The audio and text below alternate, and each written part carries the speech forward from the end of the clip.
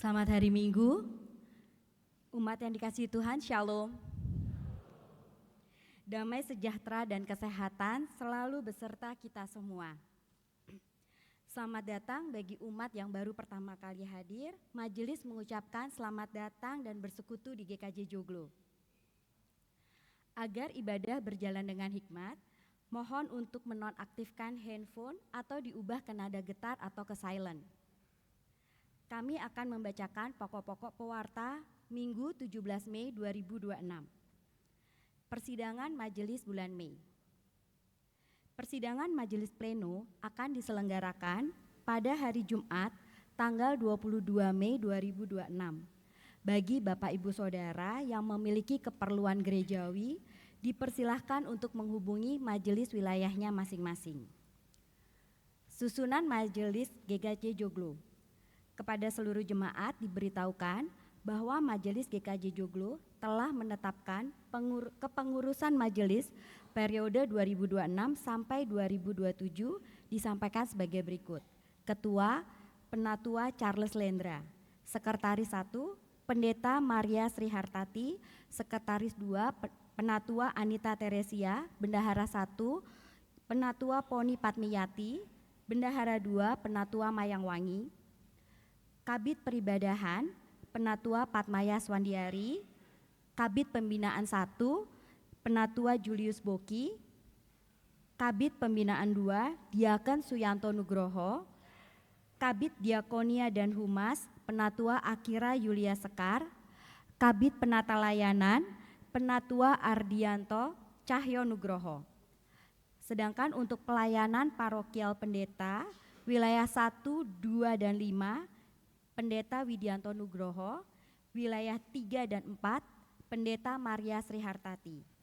Susunan kepengurusan majelis lengkap dapat dibaca pada pewarta digital atau cetak yang telah dibagikan. Studi lanjut Pendeta Widianto Nugroho. Majelis GKJ Joglo memberikan dukungan kepada Pendeta Widianto Nugroho untuk melanjutkan studi pada tahun ini di STFT Jakarta dengan bidang teologi konstruktif. Majelis akan menyampaikan secara berkala perkembangan dari proses studi lanjut ini. Mohon doa dan dukungan umat agar semua proses dapat berjalan dengan lancar. Rangkaian ibadah Paskah dan Pentakosta. Ibadah Pentakosta dan Riaya Unduh-Unduh akan diselenggarakan pada hari Minggu 24 Mei 2026 pada pukul 08.00 dan 17.00 WIB. Dalam ibadah Riaya Unduh-Unduh, jemaat dapat memberikan ungkapan syukur atas berkat Tuhan yang telah dilimpahkan dalam kehidupan kita dengan bersama-sama datang membawa hati yang bersyukur serta memberikan persembahan yang terbaik sebagai ungkapan syukur kepada Tuhan. Persembahan riaya unduh-unduh dapat diberikan dalam bentuk persembahan tunai ataupun barang. Persembahan barang dapat diberikan pada hari Sabtu 23 Mei 2026 untuk hasil panen atau hasil karya, dan hari Minggu 24 Mei 2026 untuk makanan dan minuman.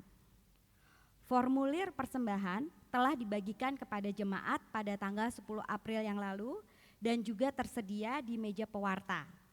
Sesuai keputusan Majelis GKJ Joglo, semua hasil persembahan yang kita kumpulkan akan dialokasikan untuk 75% untuk pembiayaan studi lanjut Pendeta Widianto Nugroho dan 25%-nya untuk BPPG.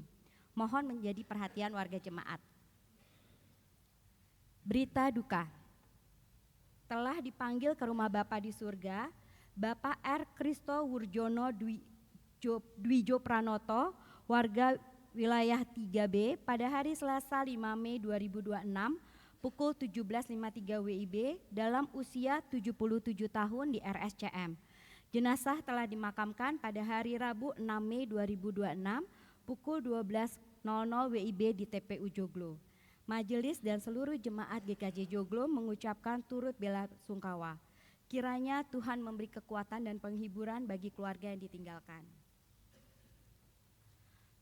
Untuk berita komisi, panitia dan berita lainnya yang lebih lengkap dapat dibaca dalam pewarta digital yang sudah diberikan melalui WhatsApp grup kelompok ataupun di dalam aplikasi GKJ Joglo. Saudara-saudara yang terkasih dalam Tuhan, pada masa setelah kenaikan Tuhan Yesus dan menjelang Pentakosta, gereja hidup dalam masa menanti penggenapan janji Allah. Sambil belajar bertekun dalam sehati dalam doa, dalam penantian itu kita tidak dipanggil untuk diam, melainkan untuk menyerahkan diri, memelihara kesetiaan dan membuka hati agar digerakkan oleh kuasa Allah. Karena itu, marilah kita datang kepada Tuhan dengan hati yang rindu hidup dalam persatuan dan siap taat. Ibadah hari ini mengangkat tema disatukan dalam doa, digerakkan oleh kuasa yang berdasar dari surat Kisah Para Rasul 1 ayat 6 sampai 14, Mazmur 68 ayat 1 sampai 10, dilanjutkan 32 sampai 35, surat 1 Petrus 4 ayat 14, 1 Petrus 5 ayat 6 sampai 11, Injil Yohanes 17 1 sampai 11. Ibadah hari ini akan dipimpin oleh Pendeta Widianto Nugroho. Marilah kita mulai ibadah ini dengan rasa syukur bersama segenap ciptaan. Jemaat kami undang untuk berdiri dan menyanyikan Kidung Jemaat 10 bait 1, 2 dan 5, Pujilah Tuhan Sang Raja.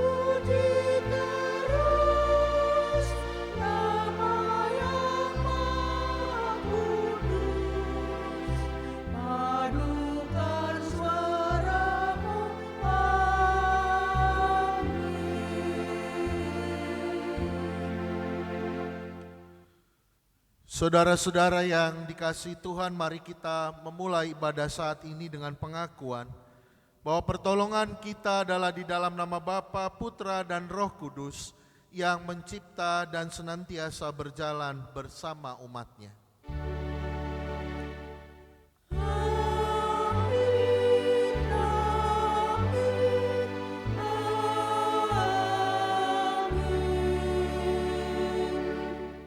Damai Tuhan besertamu. Dan bersamamu juga.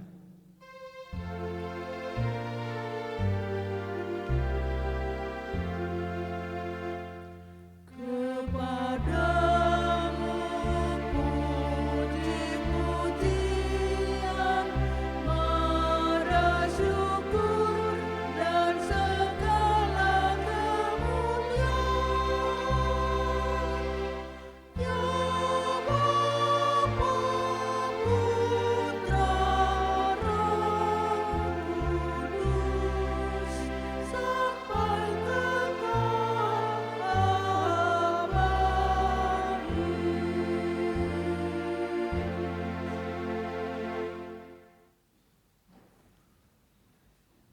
Saudaraku, dengan segala kerendahan hati, marilah kita mengucapkan bersama-sama 10 perintah Allah yang mengingatkan kita akan tugas tanggung jawab kita sebagai anak-anak Tuhan. Demikianlah 10 perintah Tuhan, mari kita membacanya bersama-sama. Jangan ada padamu ilah lain di hadapanku. Jangan membuat bagimu berhala yang menyerupai apapun dan sujud menyembahnya. Jangan menyebut nama Tuhan Allahmu untuk disalahgunakan. Ingat dan kuduskanlah hari Sabat. Hormatilah ayahmu dan ibumu, supaya kamu hidup lama di tanah yang diberikan Tuhan Allahmu kepadamu. Jangan membunuh, jangan berzina, jangan mencuri, jangan memberikan kesaksian dusta terhadap sesamamu. Jangan mengingini apapun milik sesamamu. Saudara yang terkasih, marilah kita memohon pengampunan kepada Tuhan atas segala dosa yang telah kita perbuat, terutama dalam keterbatasan kita menaati firman-Nya. Umat dipersilakan untuk mengambil waktu teduh, memanjatkan doa pengampunan kepada Tuhan.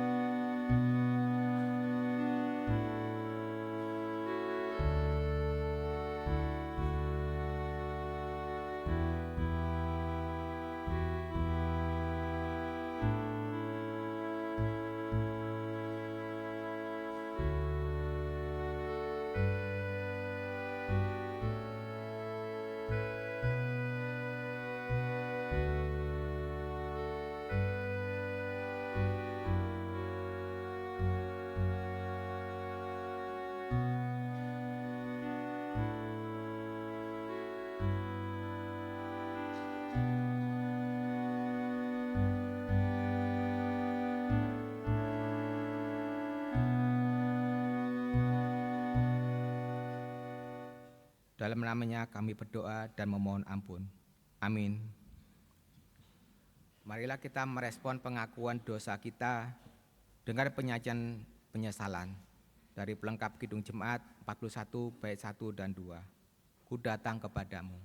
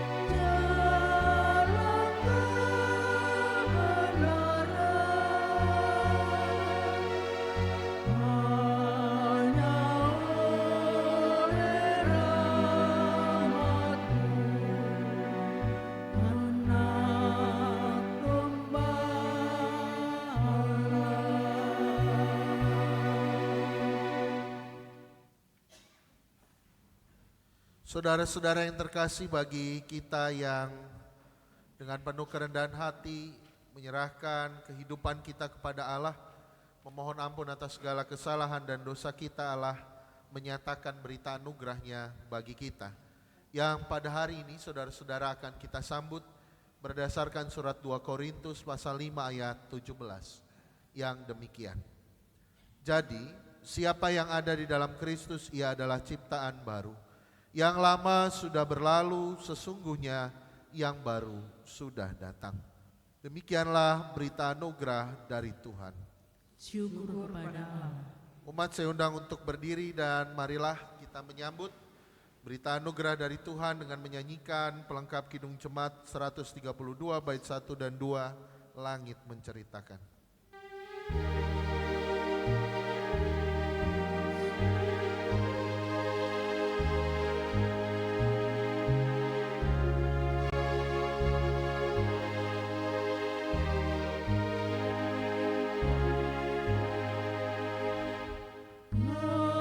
Menceritakan kemuliaan Allah. Allah memerintahkan karya tangan Tuhan.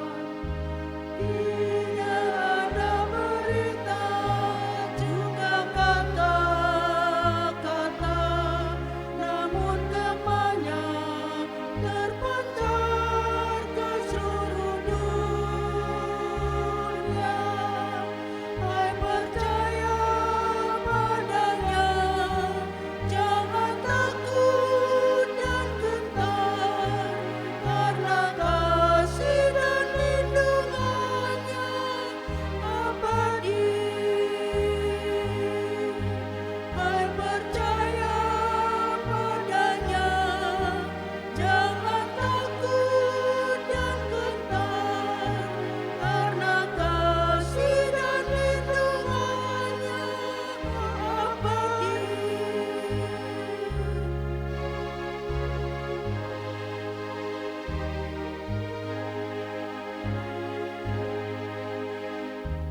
Taurat Tuhan sempurna, menyegarkan jiwa. Perintahnya pun murni, menyenangkan hati. Kasih dan kuasanya, bumi pun bergetar. Dia pelindung dan perisai selamanya. Hai percaya padanya, jangan takut dan gentar, karena kasih dan lindungannya abadi. Hai percaya padanya, jangan takut dan gentar, karena kasih dan lindungannya abadi.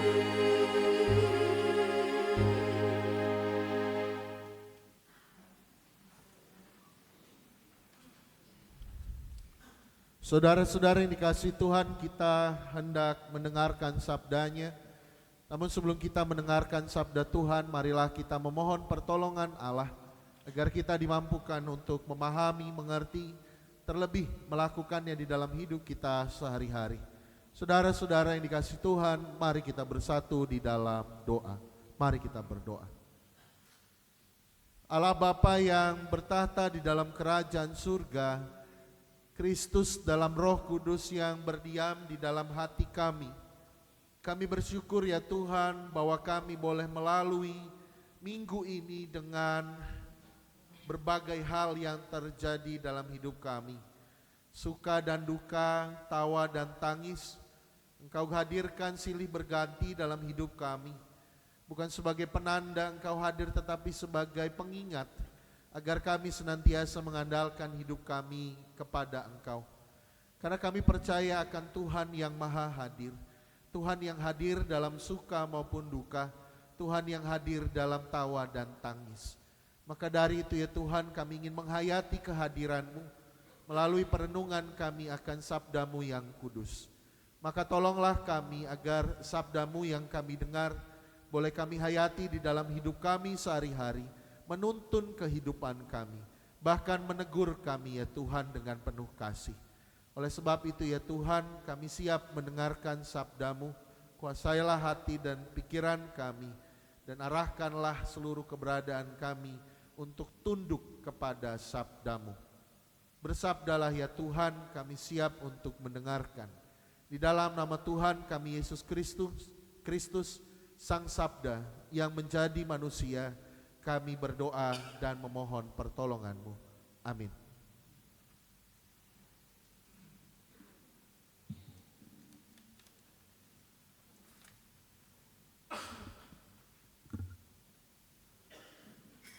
Umat yang terkasih, marilah kita bersama-sama membuka Alkitab kita.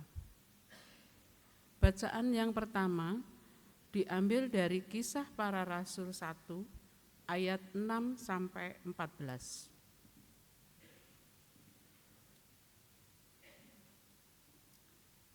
Kisah Para Rasul 1 ayat 6 sampai 14. Lalu ketika berkumpul, mereka bertanya kepadanya, "Tuhan, maukah Engkau pada masa ini memulihkan kerajaan bagi Israel?" Jawabnya kepada mereka, "Kamu tidak perlu mengetahui masa dan waktu yang ditetapkan Bapa sendiri menurut kuasanya. Tetapi kamu akan menerima kuasa bila mana Roh Kudus turun ke atas kamu, dan kamu akan menjadi saksi-saksiku di Yerusalem, di seluruh Yudea dan Samaria, dan sampai ke ujung bumi." Sesudah ia mengatakan demikian, terangkatlah ia disaksikan oleh mereka, dan awan menutupnya dari pandangan mereka. Ketika mereka sedang menatap ke langit waktu ia naik itu, tiba-tiba berdirilah 2 orang yang berpakaian putih di dekat mereka dan berkata kepada mereka, "Hai orang-orang Galilea, mengapa kamu berdiri melihat ke langit? Yesus ini diangkat ke surga meninggalkan kamu, akan datang kembali dengan cara yang sama seperti kamu melihat dia naik ke surga." Lalu kembalilah rasul-rasul itu ke Yerusalem dari bukit yang disebut Zaitun, yang hanya seperjalanan sabat jauhnya dari Yerusalem. Setelah mereka masuk ke kota, naiklah mereka ke ruang atas, tempat mereka menumpang. Mereka itu ialah Petrus dan Yohanes, Yakobus dan Andreas, Filipus dan Thomas, Bartolomeus dan Matius, Yakobus anak Alfeus, dan Simon orang Zelot, dan Yudas anak Yakobus. Mereka semua bertekun dengan sehati dalam doa bersama, dengan beberapa perempuan serta Maria, Ibu Yesus dan saudara-saudara Yesus. Demikianlah sabda Tuhan. Syukur kepada Allah.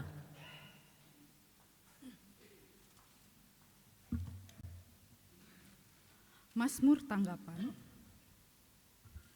Kita akan bersama-sama mendaraskan Mazmur 68 ayat 1 sampai 10, dilanjutkan ayat 32 sampai 35.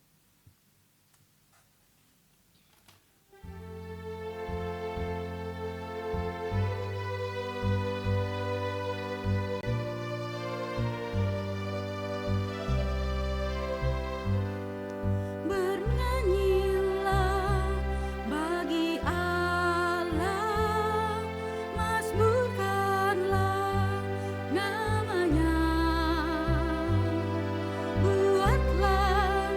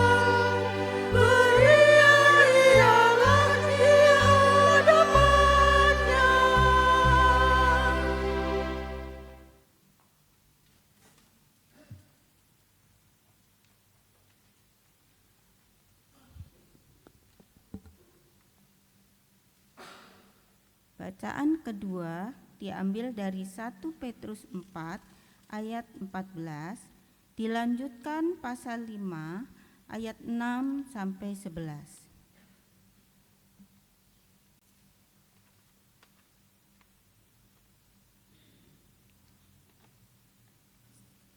1 Petrus 4 ayat 14, dilanjutkan pasal 5 ayat 6 sampai 11. 1 Petrus 4 ayat 14. Berbahagialah kamu jika kamu dihina karena nama Kristus, sebab roh kemuliaan, yaitu roh Allah, ada padamu. Pasal 5 ayat 6 sampai 11.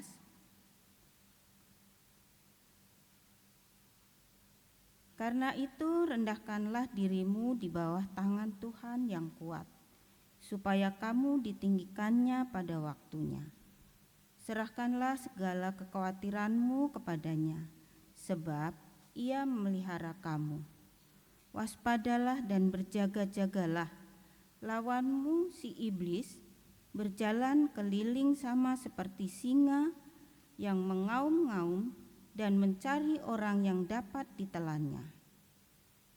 Lawanlah dia dengan iman teguh, sebab kamu tahu bahwa saudara-saudaramu di seluruh dunia menanggung penderitaan yang sama.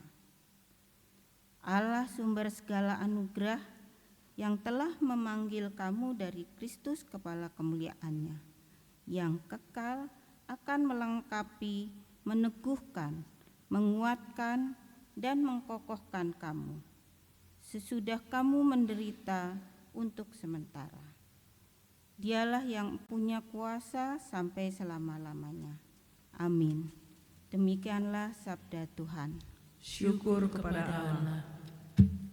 Saudara-saudara, bacaan Injil diambil dari Injil Yohanes pasal 17 ayat 1 sampai dengan 11. Injil Yohanes pasal 17 ayat 1 sampai dengan 11 akan menjadi bacaan Injil kita pada saat ini.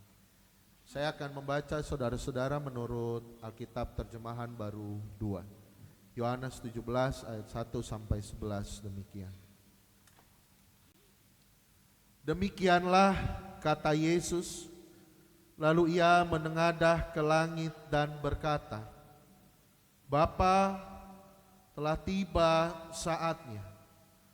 Muliakanlah anakmu, supaya anakmu memuliakan engkau.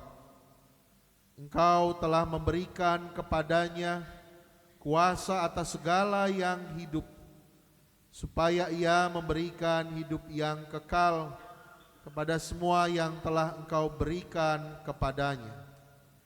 Inilah hidup yang kekal, yaitu bahwa mereka mengenal engkau, satu-satunya Allah yang benar, dan mengenal Yesus Kristus yang telah engkau utus. Aku telah memuliakan engkau di bumi dengan menyelesaikan pekerjaan yang engkau berikan kepadaku untuk kulakukan. Sekarang ya Bapa, muliakanlah aku di hadirat-Mu sendiri dengan kemuliaan yang kumiliki di hadirat-Mu sebelum dunia ada. Aku telah menyatakan nama-Mu kepada semua orang yang Engkau berikan kepadaku dari dunia. Mereka itu milik-Mu, dan Engkau telah memberikan mereka kepadaku, dan mereka telah menuruti firman-Mu. Sekarang mereka tahu bahwa semua yang Engkau berikan kepadaku itu berasal dari Engkau. Sebab segala firman yang Engkau berikan kepadaku telah Kuberikan kepada mereka, dan mereka telah menerimanya. Mereka tahu benar-benar bahwa aku datang dari Engkau, dan mereka percaya bahwa Engkaulah yang telah mengutus aku. Aku berdoa untuk mereka. Bukan untuk dunia aku berdoa, tetapi untuk mereka yang telah Engkau berikan kepadaku, sebab mereka adalah milik-Mu. Dan segala milikku adalah milik-Mu, dan milik-Mu adalah milikku. Dan aku telah dimuliakan di dalam mereka. Aku tidak ada lagi di dalam dunia, tetapi mereka masih ada di dalam dunia. Dan aku datang kepadamu, ya Bapa yang kudus, jagalah mereka dalam namamu, yaitu namamu yang telah Engkau berikan kepadaku, supaya mereka menjadi satu, sama seperti kita. Saudara-saudara yang berbahagia adalah yang memelihara firman Tuhan, mendengarkannya, melakukannya di dalam hidup sehari-hari. Haleluya. Haleluya, haleluya, haleluya.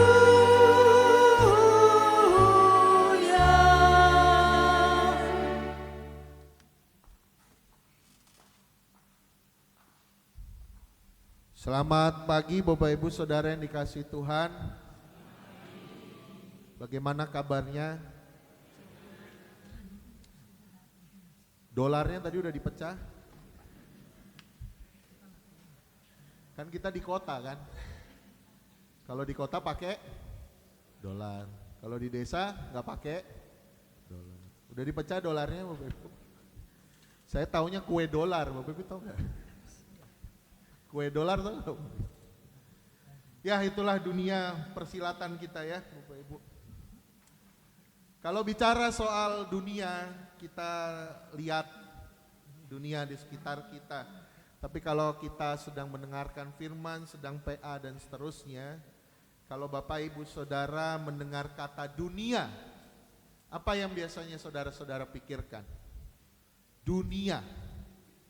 Satu kata ya, dunia. Apa yang langsung saudara pikirkan? Sesuatu yang jahat gitu ya, pencobaan, penggodaan. Bahkan ada firman itu kan, jangan serupa dengan dunia. Kita tidak boleh mencintai dunia dan seterusnya. Jadi kita orang Kristen ketika mendengar soal dunia, kita langsung mengasosiasikan dengan yang tadi itu Bapak Ibu Saudara. Dengan penggodaan, dengan pencobaan, dengan nilai yang tidak sama dengan nilai kita anak-anak Tuhan. Betul, karena di dalam Alkitab Bapak Ibu Saudara memang tersedia makna-makna tentang dunia, bahasa Yunaninya kosmos, yang mengarah kepada hal-hal negatif, hal-hal buruk yang harus dijauhi oleh orang-orang percaya. Tetapi tahukah Bapak Ibu Saudara, sebenarnya kalau kita baca Alkitab, terutama perjanjian baru, ada 3 makna. Ada 3 nuansa tentang dunia yang bisa kita gali. Dan saya ambil contohnya Bapak Ibu Saudara dari Injil Yohanes pasal 1 ayat 10, demikian ya. Ia telah ada di dalam dunia, ini dunia yang pertama ya, kata dunia yang pertama, dan dunia dijadikan olehnya. Yang kedua, tetapi dunia tidak mengenali. Jadi ada berapa kata dunia Bapak Ibu? 3. Ada 3 kata dunia di dalam Yohanes 1 ayat 10. Bahasa Yunaninya sama-sama menggunakan kata kosmos, dunia. Bukan magic jar ya Bapak Ibu ya. Kosmos itu dunia. Ada kan magic jar ya? Tapi bukan itu. Kosmos ini dunia. Dan di Yohanes 1 ayat 10, 3-tiganya gak ada perbedaan. 3-tiganya menggunakan kata kosmos atau dunia. Tetapi ketiganya sebenarnya mewakili makna yang berbeda. Makna pertama Bapak Ibu Saudara dalam kalimat ia telah ada di dalam dunia, itu menunjukkan dunia secara fisik. Ya ini dunia yang kita tinggali. Sebagaimana panca indera kita dapat mengamatinya. Yang Bapak Ibu bisa lihat pohon tempat kita tinggal, nah itulah dunia. Kalau dari luar angkasa kita lihat dunia yang bulat, biru, indah, itulah dunia yang kita tinggali. Itu makna kosmos yang pertama. Lalu yang kedua Bapak Ibu Saudara, itu ada di dalam kalimat dunia dijadikan olehnya. Dunia dijadikan olehnya. Apa maksudnya? Maksudnya adalah selain pemahaman dunia secara apa adanya, secara fisik yang kita amati, secara iman kita memahami bahwa dunia diciptakan oleh Allah. Tidak hadir begitu saja dalam semesta, atau bukan kebetulan karena Big Bang, tapi diciptakan oleh Allah. Jadi ada intervensi kekuatan ilahi yang mencurahkan cintanya dan menciptakan dunia. Itu yang kedua, Bapak Ibu Saudara. Maka sebagai ciptaan, kosmos ini juga dikasihinya. Misalnya di Yohanes 3 ayat 16, Bapak Ibu akan melihat, saudara-saudara akan melihat, karena begitu besar kasih Allah, maka ia mengaruniakan anak yang tunggal supaya yang selamat kepadanya tidak binasa melainkan beroleh hidup yang kekal. Jadi Allah menurunkan anaknya yang tunggal Tuhan kita Yesus Kristus supaya dunia yang diciptakannya, dunia yang dikasihinya ini tidak binasa. Jadi dunia secara fisik, dunia sebagai curahan limpahan kasih Allah. Lalu makna yang ketiga, Bapak Ibu Saudara, itu ada di dalam kata tetapi dunia tidak mengenalnya. Nah, inilah biasanya makna yang kita asosiasikan dengan dunia sebagai perlawanan dan penolakan terhadap kasih Allah. Jadi ada 3 makna mengenai dunia. Dan dalam Yohanes 17 ini, Bapak Ibu Saudara, ketiga makna itu datang silih berganti. Terutama ketika Yesus berdoa kepada Sang Bapa. Jadi secara konteks cerita, Bapak Ibu Saudara, Yohanes 17 ini adalah sebuah pasal perpisah. Mereka sudah selesai saling membasuh kaki, Yesus memberikan pesan-pesannya, lalu kemudian persis sebelum Yesus ditangkap, Bapak Ibu Saudara, Yesus berdoa kepada Sang Bapa. Kalau Injil Matius, Markus, Lukas, Yesus juga berdoa sebelum ditangkap. Tetapi di mana, saudara-saudara? Taman Getsemani. Dan murid-murid tidak mendengar doa Yesus karena murid-murid digambarkan jauh. Tetapi kalau kita baca Yohanes 17, saudara akan melihat bahwa Yesus yang berdoa itu betul-betul berdoa bersama-sama dengan muridnya, dan apa yang didoakan oleh Yesus didengarkan oleh murid-muridnya. Jadi murid-muridnya mendengarkan curahan cinta kasih Yesus kepada Sang Bapa, tetapi juga ketika Yesus menitipkan para murid ini kepada Bapa. Apa yang mau kita lihat dari Yohanes 17 ayat 1 sampai 17, ayat 1 sampai 11. Rupanya di dalam doa Yesus ini, Bapak Ibu Saudara, kalau kita bagi di dalam 2 bagian misalnya. Ayat 1 sampai 5, lalu kemudian ayat 6, 11 dan seterusnya, kita akan melihat 2 bagian yang mencerminkan ketegangan nyata antara sikap mencintai dan terlibat di dalam dunia, tetapi juga sikap berhati-hati pada dunia yang menolak Allah. Jadi salah satunya kita diutus untuk mengasihi dunia ini. Tapi di sisi lain kita diingatkan bahwa dunia itu akan mengancam dan menghimpit orang-orang yang menerima firman Allah. Itu kenapa terjadi? Karena di ayat 1 sampai 5 ditegaskan, Bapak Ibu, termasuk di dalam ayat 14 dan 16, bahwa orang-orang Kristen itu bukan dari dunia, tetapi dia berada di dalam dunia. Ngerti ya Bapak Ibu Saudara? Jadi bukan dari dunia, tetapi kita berada di dalam dunia. Itu semua bisa terjadi, Bapak Ibu Saudara, karena kita menjadi satu dengan Allah Tritunggal Maha Kudus.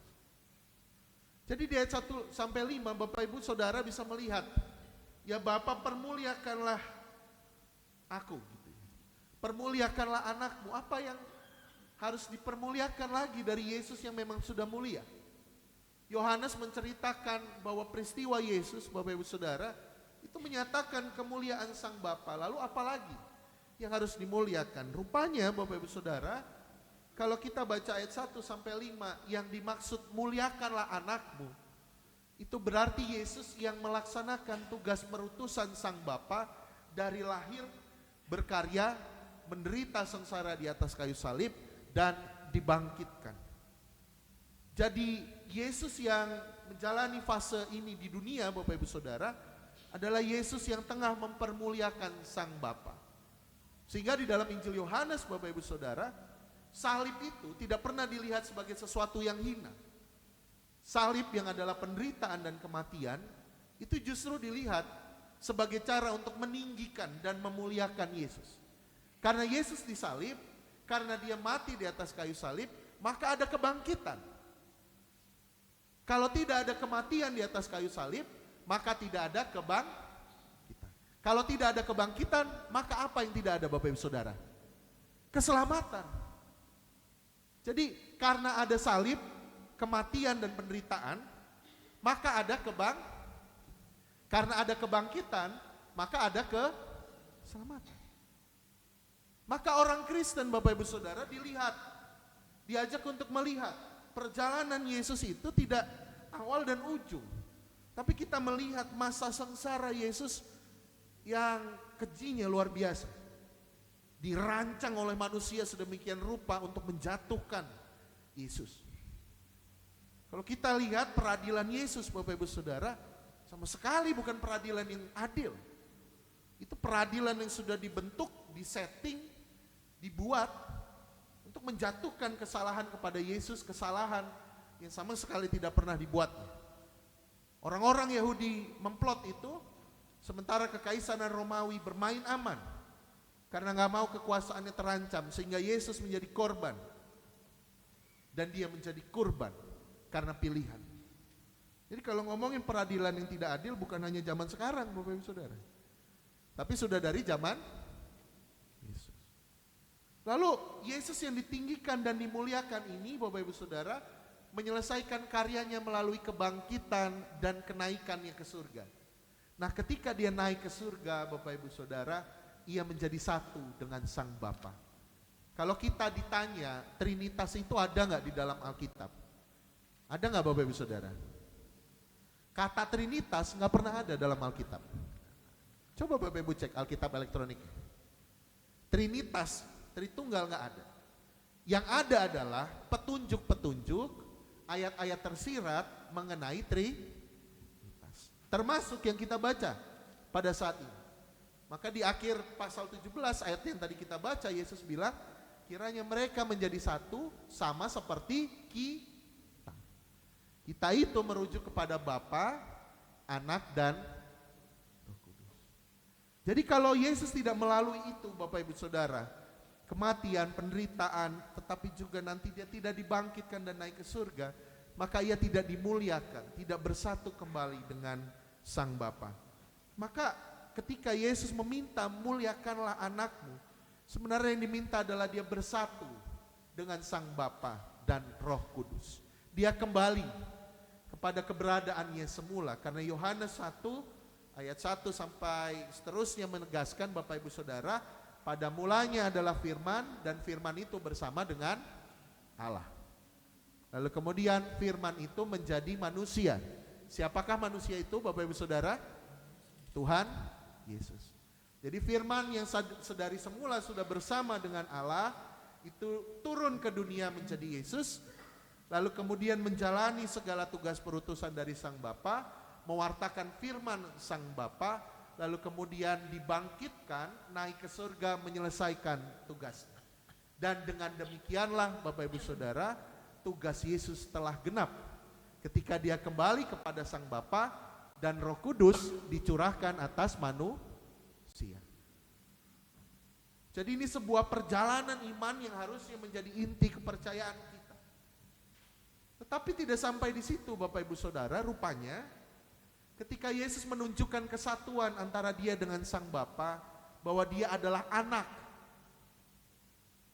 Dia, Yesus Bapak Ibu Saudara, mengundang kita untuk juga memanggil Bapanya sebagai Bapa. Jadi kita diajak untuk masuk di dalam relasi dengan Allah Tritunggal. Jadi bayangkan begini Bapak Ibu Saudara, kalau Yesus dan Sang Bapa itu adalah Bapa dan Anak, ya, Bapa dan Sang Anak Allah, maka kita Bapak Ibu Saudara ini diadopsi, diangkat menjadi anaknya melalui penebusan Kristus. Sehingga kita menjadi anak-anak Allah. Kita menjadi satu dengan Sang Bapa di dalam ketritunggalan. Itulah yang kemudian dikatakan oleh Yesus. Bahwa Yesus berkata, Bapak Ibu Saudara, inilah hidup kekal itu. Ketika kamu bersatu, ketika kamu mengenal Allah yang Maha Kudus. Hidup kekal itu bukan soal nanti kelak Bapak Ibu Saudara, tapi sudah terjadi di dunia ini ketika kita berelasi dengan Sang Allah.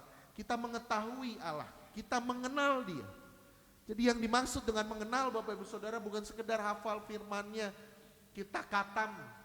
Katam itu selesai baca Alkitab dari Kejadian sampai Wahyu. Kalau itu terjadi bagus. Tetapi yang dimaksud dengan mengenal bukan sekedar kognitif, bukan sekedar akal pikiran kita, tetapi hati kita terarah kepada Bapa, lalu kemudian sikap kehidupan kita itu juga mewujud nyatakan firman dan kehendak Tuhan. Jadi kita yang menjadi satu dengan Sang Bapa ini, Bapak Ibu Saudara, kemudian memperoleh hidup yang kekal. Hidup kekal itu berarti kesediaan kita untuk mengenal Allah. Kesediaan kita untuk mengetahui. Kesediaan kita untuk benar-benar hidup di dalam firman-Nya. Kesediaan kita untuk berpikir sebagaimana Allah berpikir. Jadi inilah terungkap makna yang kedua, Bapak Ibu Saudara. Jadi seolah-olah kita yang berada di dunia ini, Bapak Ibu Saudara, yang lahir di dunia ini, ketika kita ikut Yesus, kita dipisahkan dari orang-orang dunia, dan kemudian kita diundang untuk mengenal Allah, supaya hidup kita di dunia, kita hidup sehari-hari mewujudkan firman dan kehendak Allah. Maka kalau Bapak Ibu Saudara melihat bacaan Injil, berat sekali tuntutan orang Kristen. Tuntutan kepada orang Kristen berat sekali, saudara-saudara. Kasihlah orang yang membenci kamu, berdoalah bagi mereka yang menganiaya kamu. Kalau ada orang minta jubahmu, kasih juga semuanya.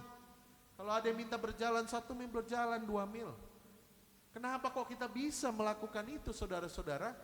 Karena identitas kita diubah, keberadaan kita diubah. Jadi menjadi seorang Kristen itu bukan sekedar ganti agama, Bapak Ibu Saudara, tetapi ganti identitas. Identitas saudara diubah. Dari tadinya berdosa karena belum mengenal Kristus, menjadi anak-anak Allah.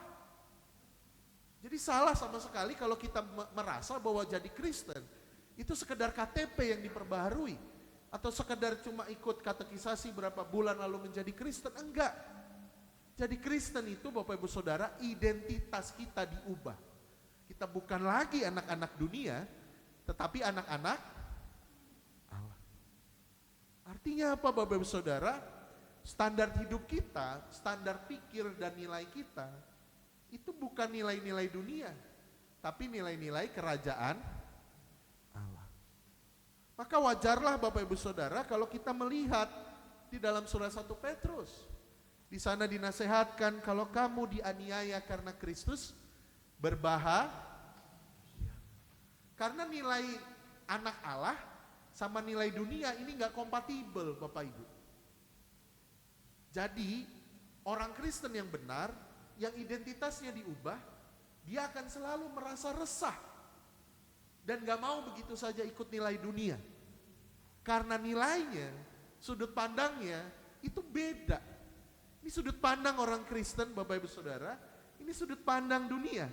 Masuk gak? Masuk.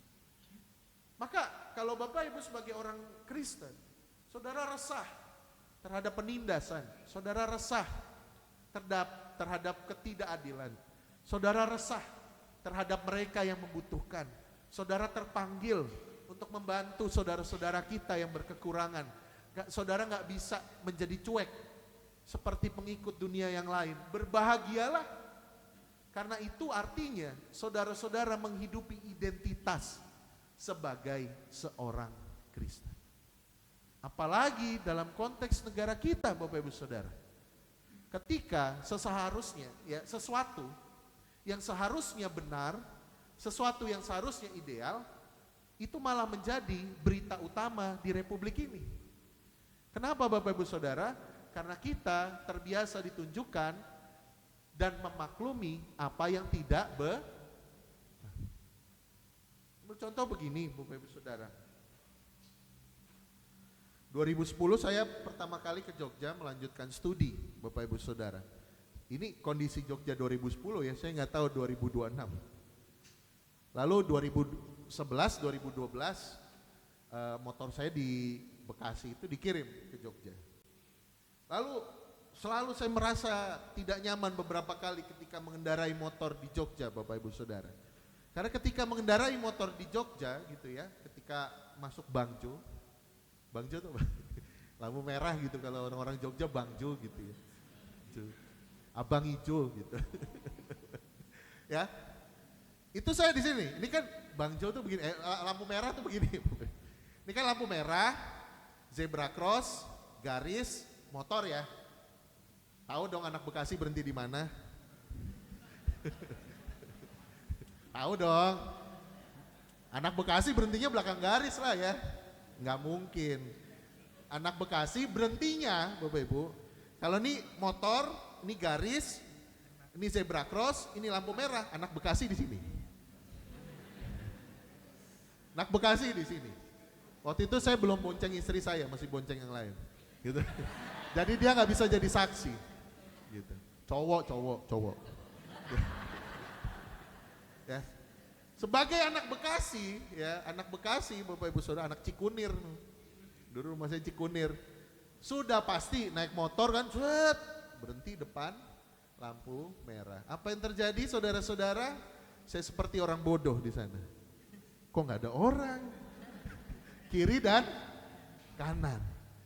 Kenapa saya merasa resah, Bapak Ibu Saudara?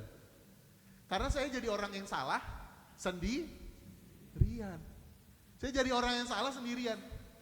Jadi saya lihat kiri kanan nggak ada. Itu 2 minggu kayaknya saya begitu. Emang dablek aja saya gitu. 2 minggu begitu. Selalu kalau ada lampu merah, wah mental anak Bekasinya keluar terus. Karena di Bekasi kayak begitu, wajar. Begitu sampai Jogja saya merasa aneh, merasa heran. Kok saya sendirian di kiri dan kanan? Tapi Bapak Ibu Saudara, yang betul gitu gak sih sebenarnya? Ya harusnya kan, maksud saya gini, merasa resah. Karena melakukan hal yang salah, harusnya begitu kan ya? Iya. Tapi kita sudah terbiasa untuk nyaman berada di dalam kerumunan yang melakukan hal yang salah. Jadi, saya mengira Bapak Ibu Saudara, sampai akhirnya masuk ke dalam alam bawah sadar saya, kalau ada lampu merah, sedepan-depannya kamu bisa, di sanalah kamu harus menempatkan diri. Itu kan? Padahal itu yang salah. Tapi di Bekasi, ini saya nggak mau bilang Bekasi deh, tapi di kota lainnya, di kota lainnya, hal tersebut menjadi hal yang normal. Bukankah Bapak Ibu Saudara, harus sih kita orang Kristen merasa resah kalau kita melakukan hal yang tidak benar. Mengapa ketika kita melakukan hal yang tidak benar, argumentasi kita yang pertama kali terucap adalah, yang lainnya juga begitu. Kalau nggak begini, saya nggak bisa survive di kantor ini, Mas. Jadi saya harus kutip sana, kutip sini, palsuin ini dan itu. Kita melihat kerumunan yang tidak benar dan kita merasa nyaman dalam kerumunan yang tidak benar. Ya, kadangkala Bapak Ibu Saudara, itulah musuh kita sebagai saksi-saksinya Tuhan. Herd mentality, mentalitas kerumunan. Jadi kita merasa di atas segalanya ketika kita berada dalam kerumunan. Padahal orang Kristen Bapak Ibu Saudara, kita nggak ada mental kerumunan. Justru kita diundang untuk menjadi berbeda di tengah kerumunan yang tidak mengenal nilai-nilai kekristenan dan tidak mengenal nilai-nilai Tuhan. Itulah panggilan kita menjadi saksi, Bapak Ibu Saudara. Itulah panggilan kita. Maka surat 1 Petrus mengatakan orang Kristen pasti menderita. Karena kita resah terhadap dunia yang tidak adil. Kita resah terhadap dunia yang begitu mudah berkompromi terhadap kejahatan. Kita resah terhadap penindasan. Kita resah Bapak Ibu Saudara. Dari mana keresahan itu berasal? Kalau saudara-saudara merasakan, itu karena identitas saudara sudah diubah. Saudara bukan sekedar, kata filosofi orang jauh, ganti baju gitu ya Bapak Ibu ya. Bukan sekedar ganti baju, tetapi seluruh keberadaan saudara itu diubahkan seturut dengan nilai-nilai Kristus. Maka Bapak Ibu Saudara, resahlah terhadap penindasan, resahlah terhadap ketidakadilan. Resahlah kalau ada saudara kita, saudara sepersekutuan yang susah. Tapi kita di sana nggak bisa bantu apa-apa, resahlah. Jadi harus itu yang diutamakan Bapak Ibu Saudara. Terlepas dibalik semuanya, tapi utamakan Bapak Ibu Saudara bagaimana kita mewujudkan nilai-nilai kerajaan Allah dalam kehidupan. Kenapa kita bisa dan mampu Bapak Ibu Saudara? Pertama, karena kita sudah menjadi satu dengan Allah di dalam kebangkitan Kristus. Yang kedua, kita dipersatukan sebagai sesama anak-anak Tuhan. Maka Bapak Ibu Saudara yang terkasih, itulah prinsip dari gereja. Saudara datang dari mana-mana, lalu dipersatukan di gerejanya ini, kemudian nanti ketika liturgi berakhir, saudara diutus lagi. Gereja itu dipanggil keluar. Maka gereja ini harus sepi Bapak Ibu Saudara. Karena umatnya berkarya di luar. Saudara dipanggil ke dalam, lalu saudara keluar. Lalu kemudian gabung lagi ke gereja dan mencurahkan dan saling menguatkan satu sama lain. Iya ya, susah sekali ya jadi saksi Kristus. Tapi kita dikuatkan lagi dengan firman-Nya, kita diteguhkan lagi. Lalu kita keluar, kita berjalan lagi. Kita kemudian merasa resah lagi dengan ketidakadilan dan gak apa-apa. Itulah sebabnya Bapak Ibu Saudara, Tuhan Yesus menunjukkan bahwa menjadi muridnya tidak pernah mudah. Menjadi saksinya tidak pernah mudah. Pada orang-orang yang mau masuk Kristen, saya selalu berkata Bapak Ibu Saudara, apalagi dari agama mayoritas, kamu akan meninggalkan segala privilege yang kamu rasakan di republik ini. Kamu yakin mau jadi orang Kristen? Itu pertanyaan saya. Tidak meninak bobokan, oh jadi orang Kristen enak, udah pasti masuk surga. Tapi pertanyaan terakhir saya, kamu akan meninggalkan segala privilege di republik ini, maukah kamu tetap menjadi seorang Kristen? Sekarang saya tanya kepada Bapak Ibu Saudara, dalam 1 Petrus dikatakan kita menderita karena mempertahankan kebenaran Tuhan. Kita menderita karena kita dipandang aneh oleh dunia yang memaklumkan kejahatan. Kita dipandang aneh oleh dunia yang merayakan ketidakadilan. Sekarang pertanyaan saya buat Bapak Ibu Saudara, masih maukah saudara menjadi orang Kristen? Masih maukah saudara menjadi orang Kristen? Maka keluarlah, wartakanlah cinta kasih Tuhan.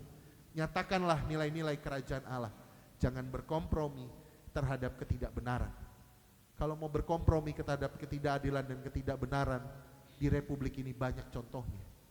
Tapi orang Kristen Bapak Ibu Saudara, kita harus resah kalau sesama kita diperlakukan tidak adil, kalau saudara kita kesulitan, kalau orang-orang lain berada dalam penindasan, kalau alam ini diperas demi kepentingan korporasi-korporasi belaka. Maka resahlah Bapak Ibu Saudara kalau kita tidak menemukan dan tidak mewujudkan nilai-nilai kerajaan Allah dalam dunia. Kita akan menderita pasti, tetapi Allah memberikan pertolongannya, memberikan kuasanya di dalam Roh Kudus. Tuhan akan menguatkan saudara, Tuhan mempersatukan kita sehingga kita tidak pernah merasakan sendirian. Pertanyaan terakhir buat saudara, masihkah saudara mau menjadi orang Kristen? Masihkah saudara mau menjadi orang Kristen? Selamat bersaksi dan wujudkanlah kerajaan Allah dalam dunia. Amin. Saat teduh bagi kita.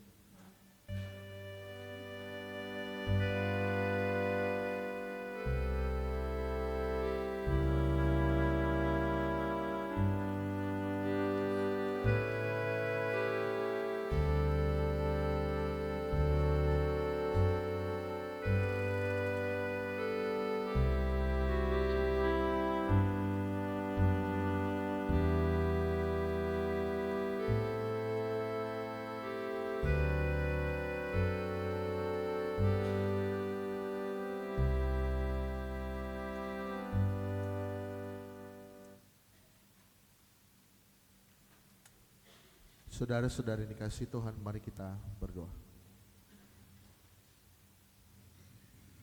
Allah Bapa yang bertahta di dalam kerajaan surga, kami bersyukur jika pada hari ini kami kembali diteguhkan dan dikuatkan bahwa kami telah berubah menjadi ciptaan-ciptaan yang baru. Kami adalah manusia-manusia baru, itu artinya identitas kami ya Tuhan diubahkan seturut dengan kasih dan pengorbanan-Mu. Maka tolong ajarkan kami untuk menjadi suara-suara pembeda, untuk menjadi agen-Mu ya Allah, di dalam melanjutkan karya cinta kasih Tuhan kepada dunia, dalam mengabarkan sukacita, damai sejahtera, dan keadilan, membebaskan mereka yang tertindas merasa resah atas ketidakadilan yang terjadi dimanapun kami temui. Kuatkanlah kami dan tolonglah kami, karena dengan mengerjakan itu semua kami tengah masuk ke dalam penderitaan yang tidak terperi.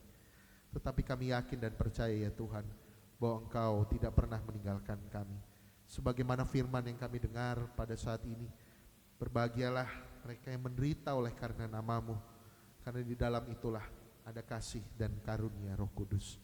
Kuatkan kami dan tolonglah kami, karena seringkali kami gentar ya Tuhan, ini tidak mudah bagi kami. Tetapi kami mau belajar untuk menjadi satu, menjadi sebuah gereja yang bersama-sama bergerak mewartakan kerajaan Allah kepada dunia. Berat rasanya menjadi orang Kristen, tetapi sampai kapanpun kami mau menjadi murid-murid-Mu. Maka tolonglah kami dan kuatkanlah kami.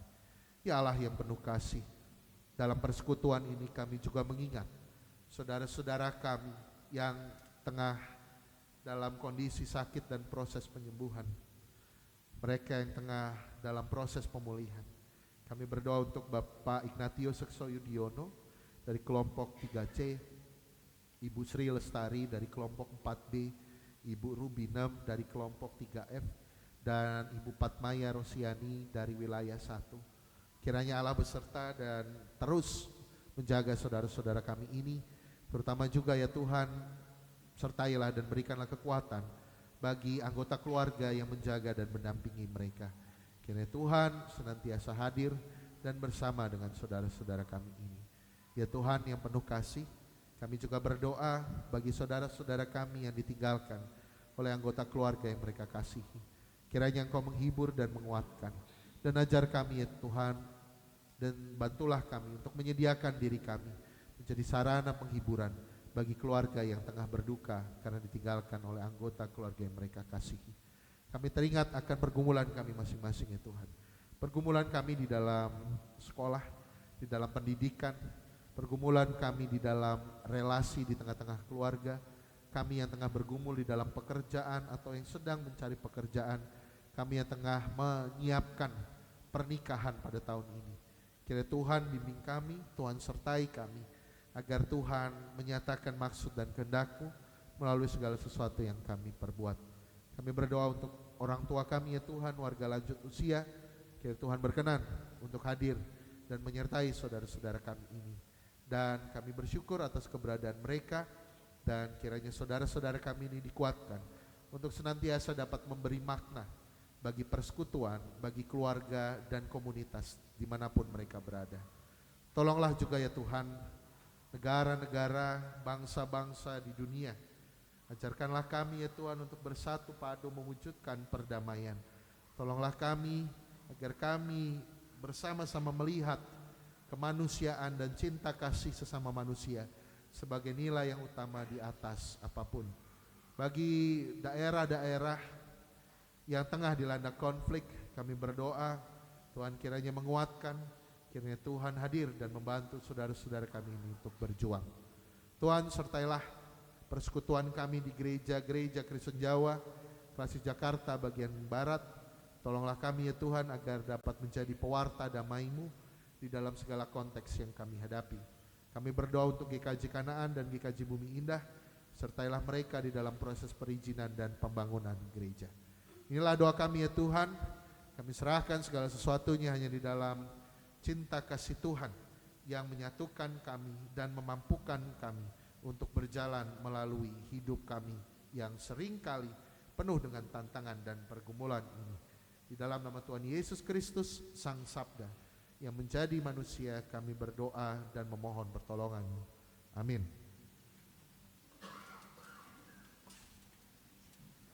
Saudara-saudara dikasihi Tuhan, kita akan bersama-sama mendengarkan kesaksian pujian dari paduan suara wilayah 4 dengan lagu berjudul Kau Jadi Saksiku.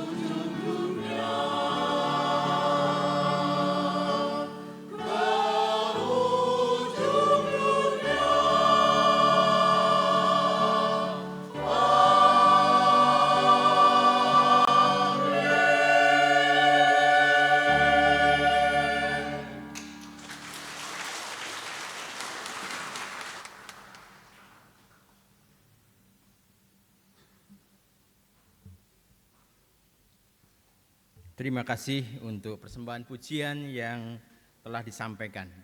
Kiranya segala kemuliaan hanya bagi Allah. Umat kami undang untuk berdiri. Bersama dengan gereja-gereja dalam sejarah penyelamatan Allah, marilah kita menyegarkan iman dengan mengucapkan pengakuan iman rasuli yang demikian. Aku percaya kepada Allah, Bapa yang Maha Kuasa, Khalik langit dan bumi, dan kepada Yesus Kristus, anaknya yang tunggal, Tuhan kita, yang dikandung daripada Roh Kudus, lahir dari anak darah Maria, yang menderita di bawah pemerintahan Pontius Pilatus, disalibkan, mati dan dikuburkan, turun ke dalam kerajaan maut.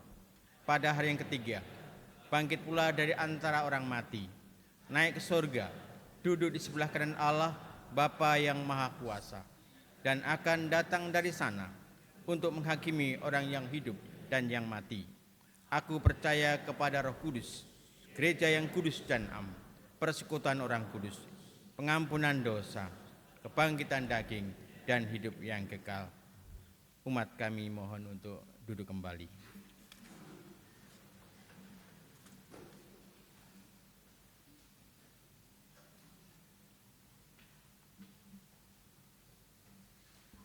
Umat Tuhan yang terkasih, marilah kita mengumpulkan ungkapan syukur bagi Tuhan, bagi para majelis dan petugas di mondok menempatkan diri. Persembahan mingguan dan bulanan. Persembahan mingguan disampaikan melalui kantong persembahan atau scan kris yang tersedia di bangku jemaat. Dan persembahan bulanan melalui kantong persembahan atau transfer ke rekening GKJ Joglo. Nat persembahan didasarkan dari surat Roma 12 ayat 1. Karena itu, saudara-saudara, oleh kemurahan Allah, aku menasihkan kamu, supaya kamu mempersembahkan tubuhmu sebagai persembahan yang hidup, yang kudus, dan yang berkenan kepada Allah. Itu adalah ibadahmu yang sejati.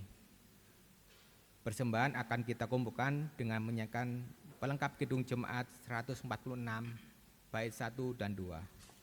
Bawa persembahanmu.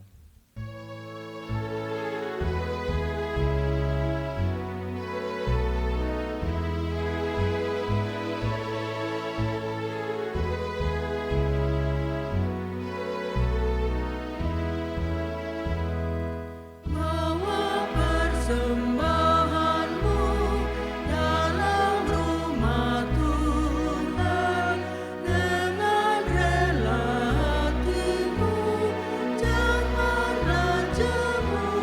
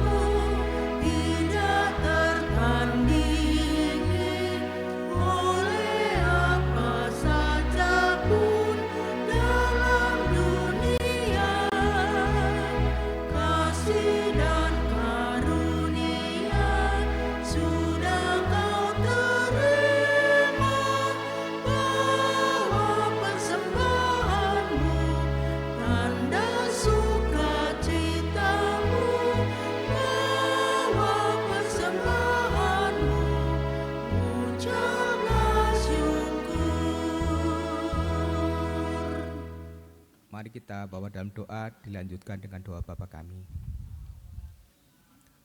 Bapa kami surga, kami bersyukur atas penciptaan-Mu dan semua berkat dan kasih karunia-Mu yang telah Engkau limpahkan kepada kami.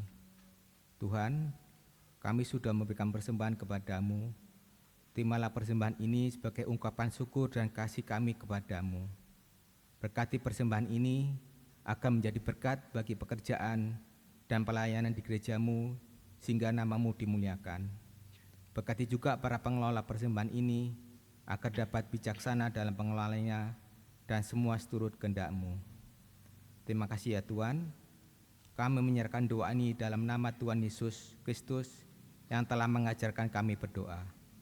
Bapa kami di surga, dikuduskanlah nama-Mu, datanglah kerajaan-Mu.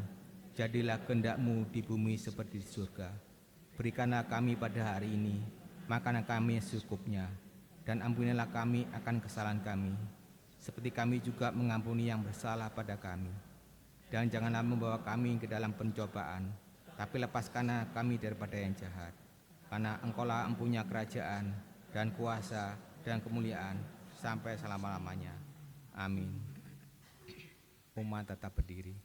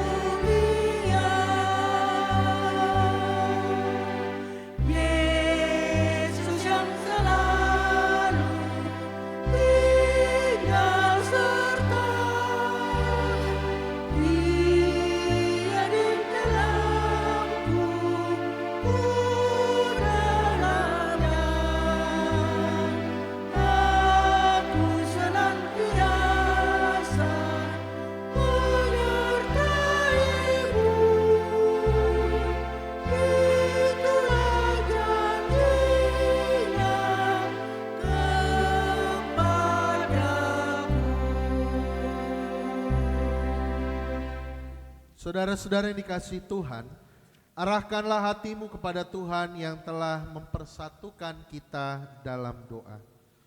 Hati kami tertuju pada Tuhan dan siap melangkah dalam ketaatan. Kristus mengutus engkau menjadi saksinya dimanapun engkau berada. Kami siap menjadi saksinya. Terpujilah Tuhan yang mengaruniakan Roh Kudus-Nya untuk menyertai kita. Kini dan selamanya. Pulanglah dalam damai sejahtera Allah, bersaksilah akan namanya, dan Tuhan mengiringimu di dalam berkat-Nya. Tuhan memberkati engkau dan melindungi engkau. Tuhan menyinari engkau dengan wajah-Nya dan memberi engkau kasih karunia. Tuhan menghadapkan wajah-Nya kepadamu dan memberi engkau damai sejahtera. Amin.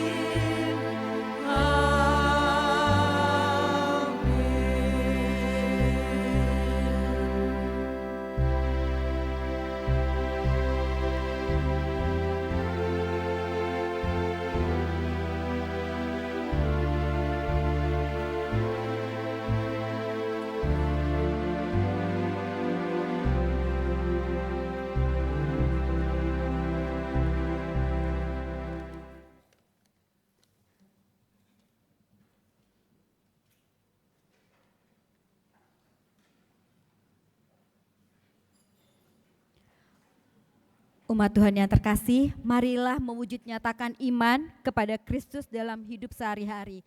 Selamat hari Minggu, Tuhan Yesus memberkati.